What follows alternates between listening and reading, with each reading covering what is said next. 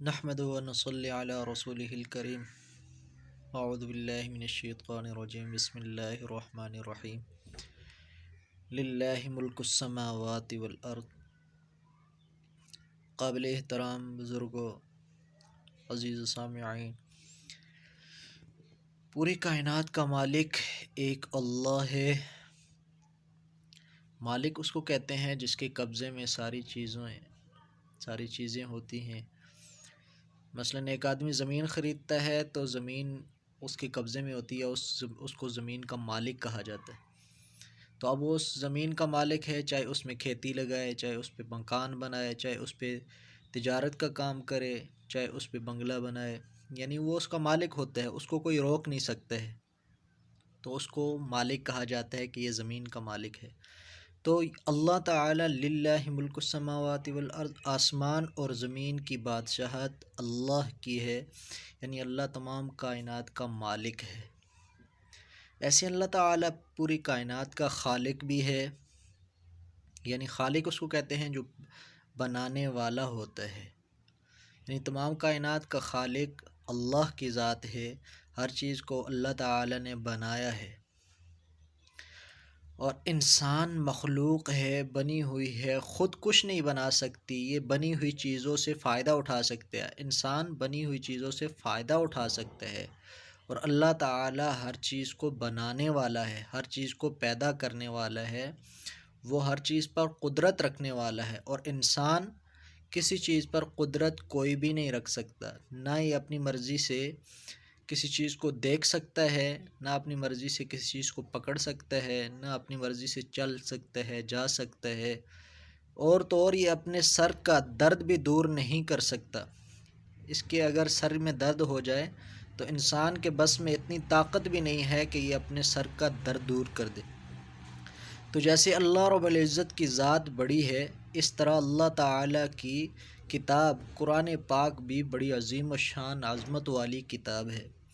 جیسے اللہ پاک کی ذات مرتبے والی ذات ہے، اس طرح اس کی کتاب بھی بڑی اونچے مرتبے والی کتاب ہے۔ اللہ کے نبی کا ارشاد ہے، اللہ کے نبی نے فرمایا، خیرکم من تعلم القرآن وعلم، تم میں سب سے بہتر وہ ہے جو قرآن یعنی اس اللہ کی کتاب کو سیکھے اور دوسروں کو سکھائے۔ یہ سب سے مرتبے والی بات ہے، اور قرآن کا سیکھنا بہت ہی فضیلت رکھتا ہے۔ اللہ کے نبی کا ارشاد ہے، حضرت ابو امامہ رضی اللہ عنہ فرماتے ہیں کہ حضرت صلی اللہ علیہ وسلم نے فرمایا، قرآن سیکھا کرو، قرآن سیکھنے کا حکم دیا، اور قرآن کے فضیلت میں ارشاد فرمایا نبی صلی اللہ علیہ وسلم نے کہ قرآن سیکھا کرو، اور ارشاد فرمایا کہ قرآن اپنے پڑھنے والے کے پاس قیامت والے دن اس وقت آئے گا جب کہ وہ بندہ اس کا محتاج ہوگا۔ چنانچہ قرآن ایک بہت ہی خوبصورت شکل میں اس کے پاس آئے گا اور پوچھے گا، تو مجھے پہچانتا ہے؟ تو یہ کہے گا، تو کون ہے؟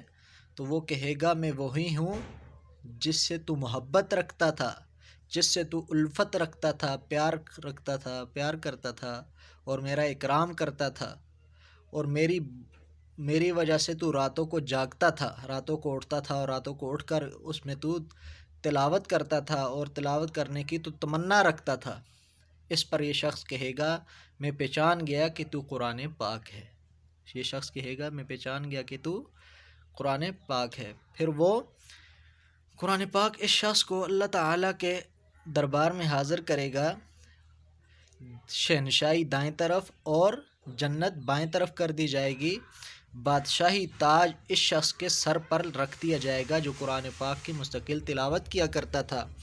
اور حضور کا یہ بھی فرمان ہے، اور اس کے مسلمان والدین کو، یہ جو قرآن مستقل پڑھنے والا تھا، اس کے مسلمان والدین کو 2 جوڑے پہنائے جائیں گے جس کی قیمت دنیا سے بھی کئی گنا زیادہ ہوگی۔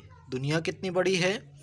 تو فرمایا دنیا سے بھی کئی گنا زیادہ ہوگی، یعنی ایسے جوڑے ہوں گے کہ جس کی قیمت دنیا سے بھی کئی گنا زیادہ ہوگی۔ وہ پوچھیں گے کہ یہ ہمیں کس وجہ سے مل گئی، جبکہ ہمارا ایسا عمل کوئی نہیں ہے کہ جس ایسے عمل کی کسی عمل کی وجہ سے ہمیں یہ چیز مل جائے.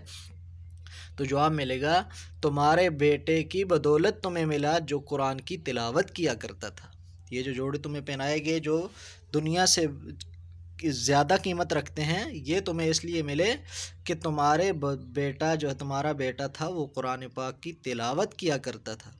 قرآن پاک کی تلاوت کرنے سے اللہ تعالیٰ اس کے ماں باپ کو اتنا عطا فرماتے ہیں. تو خود سوچیں قرآن پڑھنے والے کو اللہ تعالیٰ کتنا کچھ عطا فرماتے ہوں.